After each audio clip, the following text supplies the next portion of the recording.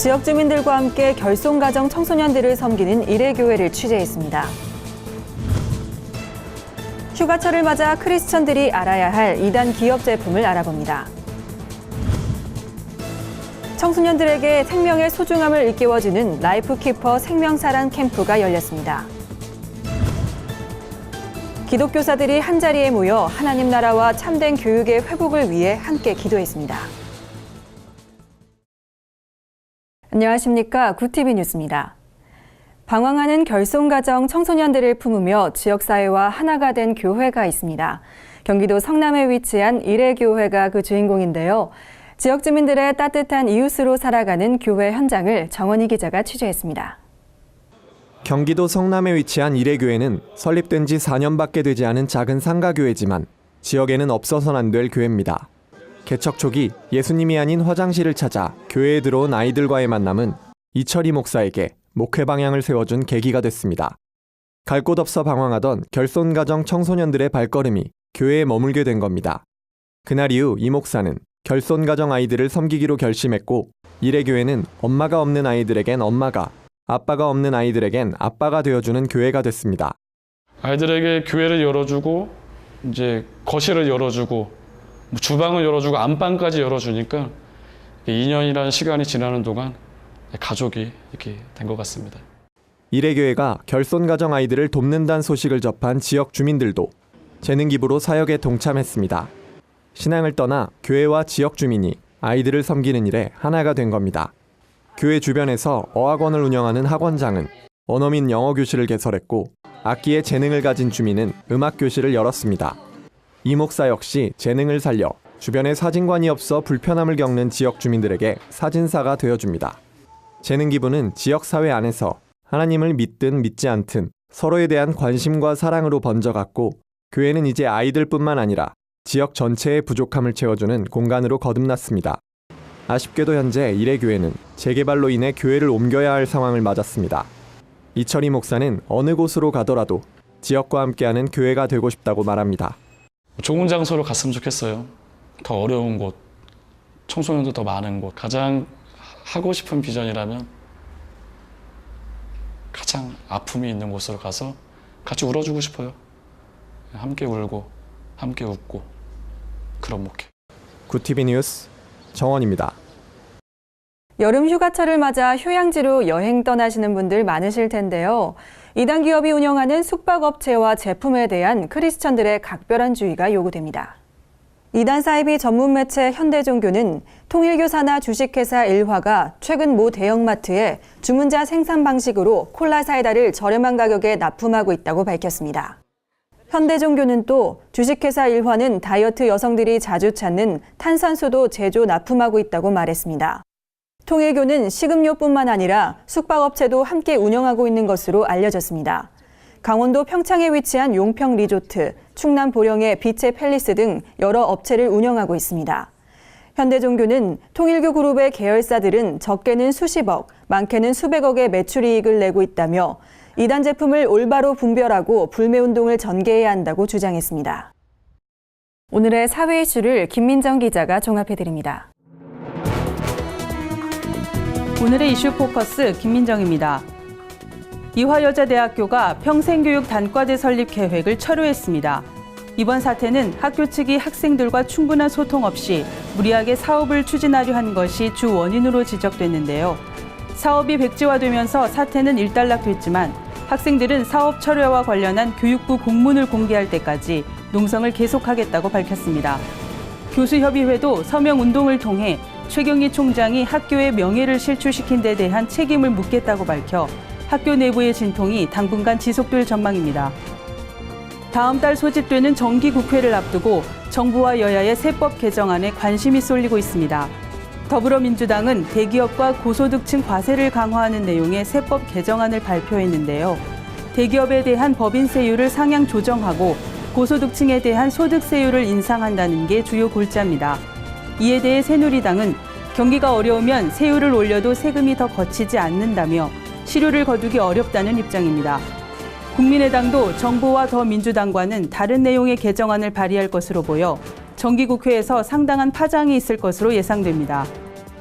카카오가 올해 상반기 수사기관의 통신 제한 조치에 협조해 제공한 계정 정보가 총 15건에 달하는 것으로 나타났습니다. 통신 제한 조치는 당사자 동의 없이 통신의 내용을 알아내거나 기록 송수신을 방해하는 것을 의미합니다. 대상자가 속한 단체 대화방 정보는 블라인드 처리돼 제공되는데 수사기관은 익명으로 처리된 대상에 대해서도 범죄 관련성이 있다고 판단될 경우 정보 제공을 추가 요청할 수 있습니다. 올해 상반기 카카오에 대한 수사기관의 압수수색 영장 요청 건수는 2,255건, 처리 건수는 1,809건이었습니다. 서울시가 보건복지부의 반대에도 청년수당 지급을 강행해 논란이 되고 있습니다. 서울시는 3일 청년활동 지원비 대상자 3,000명을 선정해 첫 활동비 50만 원을 기습 지급했습니다. 이에 복지부는 수당 지급을 즉시 중지하라는 시정 명령을 내렸습니다. 명령을 따르지 않으면 사업 진행을 중단시키겠다고까지 했는데요. 서울시도 복지부가 직권 취소 처분을 내리면 대법원에 집행정지 가처분 소송을 제기할 계획인 것으로 알려져 향후 갈등이 심화될 것으로 보입니다. 계속되는 불볕 더위에 힘들어하는 분들 많으실 텐데요. 30도를 웃도는 폭염이 사그라질 기미가 보이지 않고 있습니다. 어제는 올 들어 처음으로 서울에 폭염경보가 발효되기도 했는데요. 낮 최고 기온이 35도 이상인 날이 이틀 이상 지속되면 폭염경보가 발령됩니다. 기상청은 북태평양 고기압의 영향으로 중국 북부에서 무더운 공기가 유입되면서 앞으로 낮 기온이 더 높아질 것으로 내다봤습니다. 특히 이번 주말 전까지 고온이 기승을 부릴 것으로 보여 건강관리에 각별한 주의가 요구됩니다. 구티비 뉴스 김민정입니다. 우리나라 청소년 자살률의 증가 속도가 성인보다 빠르다는 것 알고 계신가요? 가정불화와 학교 따돌림 등으로 생명을 포기하는 청소년들이 많아지고 있습니다. 이런 가운데 기독교 자살예방센터 라이프호프가 청소년들을 대상으로 생명 존중을 일깨워주는 캠프를 열었습니다. 박은정 기자의 보도입니다.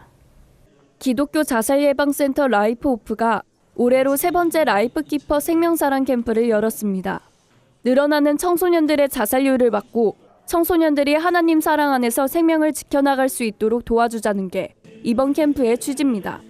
우리 청소년들에게 어떻게 하면 생명에 대한 존중을 또 생명에 대한 사랑의 마음을 갖게 할까라고 하는 생각으로 이 캠프가 시작이 되었고요. 자살 충동을 느끼는 친구나 또 이웃이 있다라고 한다면 그 친구를 내가 도울 수 있는 그러한 마음들을 배워갈 수 있는 그러한 교육의 시간이 이번 캠프에는 생명사랑을 주제로 청소년들에게 생명 존중의 메시지를 전달할 수 있는 다양한 특강과 프로그램들이 마련되어 있습니다.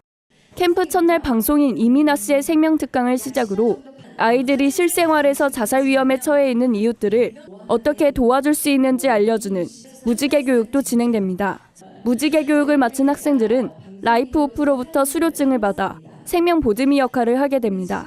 제가 원래 생명에 대해서 그렇게 큰 생각을 해본 적이 한 번도 없었는데 요즘에 청소년 자살률 같은 것도 높아지고 우리나라에 이런 게 좀 심각해진다는 걸 느껴서 이번 캠프에서 무지개 교육 같은 많은 교육들도 받고 하니까 그런 교육들을 통해서 더 생명 존중에 대해서 더 깊게 생각해보는 계기가 됐으면 좋겠습니다. 얼마 전에 뉴스에서 학생이 성적 때문에 자살했다는 소식을 들었거든요. 그걸 듣고 되게 마음이 아팠는데 이번에 참여하면서 강의도 듣고 제 주변의 슬픈 친구들에게 도움이 되는 시간이 됐으면 좋겠습니다. 학생뿐 아니라 캠프에 참여한 교사들을 대상으로 자살 예방 교육 강의도 함께 진행됩니다. 캠프 마지막 날에는 자살 예방을 위한 플래시몹도 촬영할 예정입니다. 캠프는 5일까지 진행되며 청소년들에게는 6시간의 봉사 시간이 주어집니다. 구티비 뉴스 박은정입니다. 좋은 교사 운동이 2016 기독교사 대회를 개최했습니다. 공교육 현장에서 기독교적 가치관을 실현하기 위해 노력하고 있는 기독교사들은 하나님 나라와 참된 교육의 회복을 소망하며 뜨겁게 기도했습니다. 기억하고 상상하라 하나님 나라를 주제로 열린 이번 대회는 10회째를 맞아 지금까지 교육 회복을 위해 노력한 성과를 공유하고 앞으로의 방향과 비전을 선포하는 자리로 마련됐습니다. 전국에서 모인 1,800여 명의 교사들은 3박 4일간 집회와 그룹 성경 공부, 주제 강의 등에 참여하며 하나님 나라 복음이 교육 영역에서 어떻게 드러날 수 있을지 배우고 나누는 시간을 가졌습니다. 3일 오전 주제 강의를 전한 박상진 교수는 기독교사들이 자신들에 대한 정체성을 확립하고 비전을 바르게 설정할 것을 당부했습니다. 박 교수는 이 자리에 참석한 여러분들이 그냥 교회에 다니는 교사가 아니라 진정한 기독교사로 거듭나길 소망한다며 하나님께서 그 자리에 보내신 목적을 바르게 깨닫길 바란다고 강조했습니다.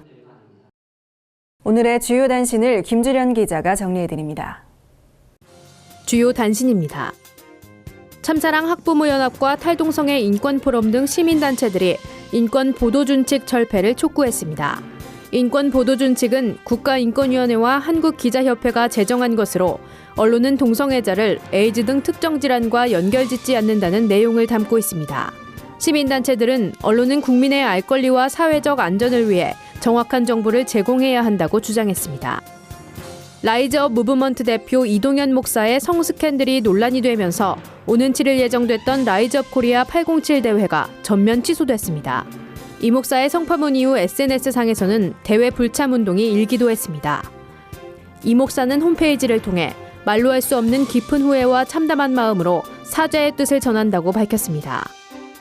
미국 기독교 단체 굿뉴스 클럽에 대항하기 위해 창단된 사탄의 성전 모임이 현지 공립학교 방과 후 활동에 포함돼 논란이 일고 있습니다. 사탄교의 일종인 사탄의 성전은 미국 내 9곳의 초등학교에서 활동 중인 것으로 알려졌습니다.